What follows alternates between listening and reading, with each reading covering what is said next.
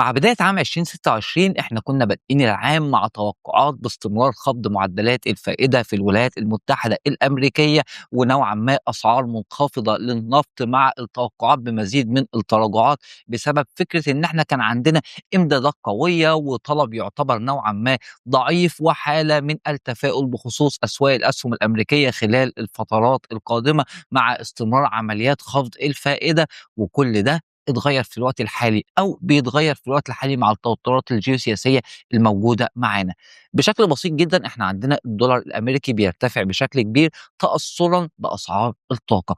أسعار الطاقة تعتبر هي العامل الأكثر تأثيرًا خلال الفترة الحالية، لإن هي ببساطة غيّرت لنا من كل التوقعات اللي كنا منتظرينها والتحرُّكات من البنوك المركزية. ببساطة جدًا أسعار الطاقة وارتفاعها بالشكل الحالي خلّتنا بعد ما كنا بنتوجه إلى معدلات أو إلى خفض الفائدة، إلى إن إحنا ابتدينا نفكّر دلوقتي إنه ربما يكون لدينا عمليات رفع فائدة قادمة. ليه بقى؟ لإن ببساطة جدًا ارتفاع أسعار الطاقة بالشكل المُبالغ فيه ده هيؤدي إلى ارتفاع أرقام التضخُّم بشكل كبير، سواء انتهت التوترات الجيوسياسية الحالية أو لم تنتهي، لإن حتى لو انتهت التوترات الجيوسياسية الحالية عودة الإمدادات لطبيعتها هتستغرق شهور، وخلال الشهور دي هيتم تمرير الارتفاعات اللي حصلت في أسعار الطاقة إلى التضخم، والفيدرالي الأمريكي تحديدًا لن يقع في نفس الأزمة مرة تانية. كلنا فاكرين لما كان بيرتفع التضخم في الولايات المتحدة الأمريكية، ودايمًا كان الفيدرالي الأمريكي بيتكلم عن فكرة إن الارتفاعات اللي بتحصل في التضخم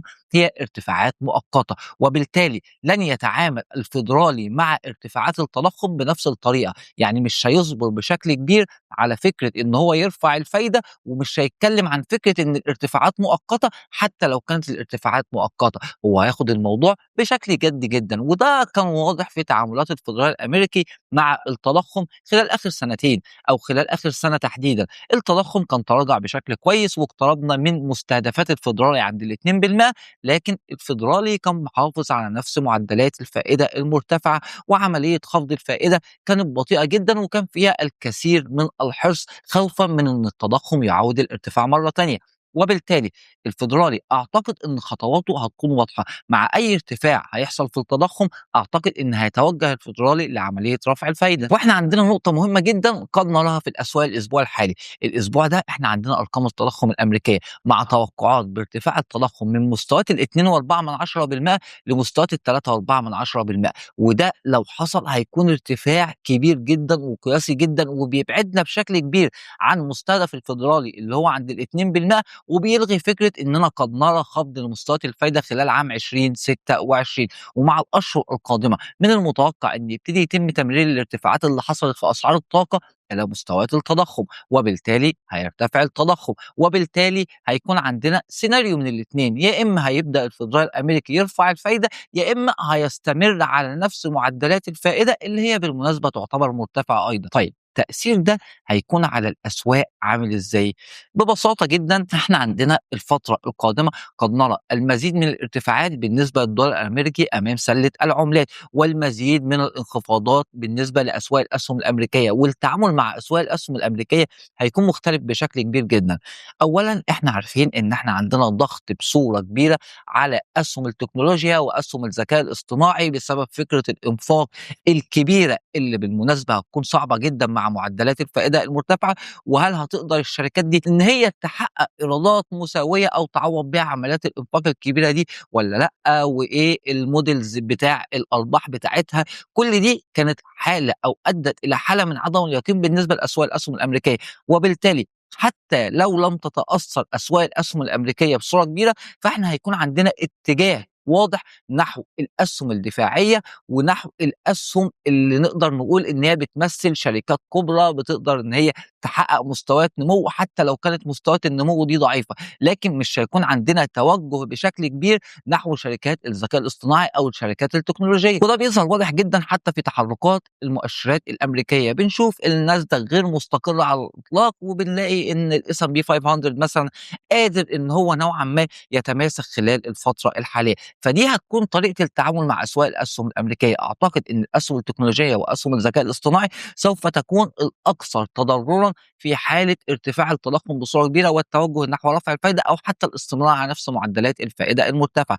الدهب أيضًا أعتقد إن هو هيتأثر سلبيًا. الدهب بالرغم من إن هو أحد أهم الملاذات الآمنة الموجودة في الأسواق، لكن الفكرة كلها إن الدهب ما بيحبش فكرة معدلات الفائدة المرتفعة، وفكرة التوجه نحو خفض الفائدة خلال الفترة الماضية كانت واحد من العوامل الرئيسية اللي خلتنا نشوف الارتفاعات القوية بالنسبة للدهب. لكن في نفس الوقت إحنا قد نرى تراجعات بالنسبة للدهب، لكن التراجعات دي هتكون محدودة. ليه؟ لأن الفترات اللي جاية إحنا عارفين إن التضخم أو فكرة ارتفاع التضخم هي هتكون مؤقتة، ده لو انتهت الأزمة الحالية، وإن بعد أشهر أو ربما مع نهاية عام 20 أو في الربع الأخير من عام 2026 هتعود معدلات التضخم إلى طبيعتها مرة تانية، وبالتالي هيعود الفدرالي الأمريكي إلى خفض الفائدة، وبالتالي الدهب هيبتدي يسعّر ده حتى من قبل ما يحصل. ومش بس كده، الأسعار المنخفضة هتكون فرصة جيدة للمستثمرين لتكوين مراكز شرائية جديدة، وحتى البنوك المركزية هتكون فرصة كبيرة بالنسبة لهم. وبالتالي الدهب ما أعتقدش إن هو هيكون فيه تراجعات قوية زي التراجعات اللي ممكن تحصل بالنسبة للأسهم.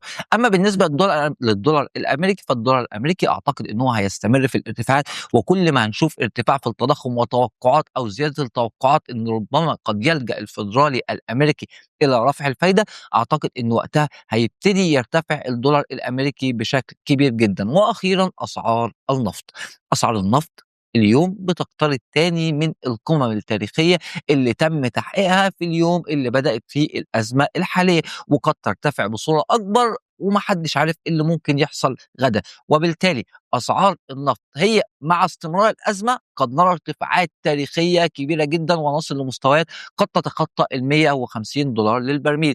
لكن مع انتهاء الأزمة بقى، هل هنرجع مرة تانية بشكل سريع جدًا لنفس الأسعار اللي كنا موجودين فيها قبل الأزمة؟ لأ، للأسف ده برضه مش هيحصل. أي نعم، قد يكون لدينا بعض التراجعات، لكن التراجعات اللي هتحصل دي مش هتكون كبيرة. قد يستقر النفط حول مستويات أو بالقرب من مستويات ال90$، لأن الإمدادات عشان ترجع زي الأول فتم التصريح إن هي هتحتاج لشهور عشان نقدر نرجّع نفس الإمدادات اللي كانت موجودة معانا خلال الفترات اللي فاتت. وبالتالي سواء انتهت الأزمة الحالية أو لم تنتهي، فأسعار النفط هتظل مرتفعة بناءً على ما سيحدث، ولن نعود لنفس الأسعار السابقة أو قبل نهاية عام 2026. فده بشكل سريع جدًا أهم المستجدات. وقبل ما أنهي كمان ما ننساش إن إحنا الأسبوع الماضي كان عندنا أرقام سوق العمل الأمريكي اللي أشارت إلى تحسن جيد بالنسبة لعدد الوظائف اللي تم إضافتها ومعدلات البطالة اللي استقرت كما هي. ونقطة تانية مهمة جدًا، استمرار الأزمة الحالية قد يسرّع بشكل كبير جدًا من سيناريو الركود التضخمي، لأن إحنا من الطبيعي جدًا إن لو استمرت الأزمة وحصل فيها تصاعد، فإحنا هيحصل عندنا بعض التباطؤ في النمو. إحنا دلوقتي متوقعين تباطؤ بالفعل، لكن ليس كما يمكن أن يحدث إذا استمرت الفترة الحالية بصورة مطولة، وقتها قد ندخل في سيناريو الركود التضخمي، وده هنتكلم عنه بشكل مفصل في فيديو قادم. أتمنى لكم كل التوفيق، وألقاكم في فيديو جديد.